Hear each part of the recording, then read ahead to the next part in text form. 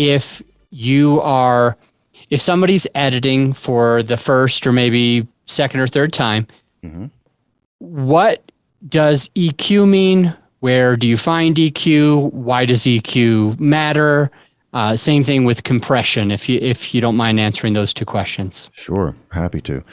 All right, so equalization, right, is merely a process of modifying the voice. Since we're talking about podcasts, I'm just going to talk about voice, right? So it's a process of, putting it in simple terms, adjusting, modifying what you hear in terms of the voice. So an EQ, for example, is when, let's say I get your audio.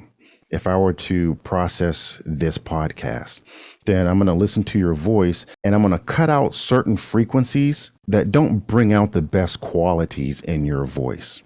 Now, some people would like to add to the EQ, and I really don't think that's the best way to do it. It's an addition by subtraction.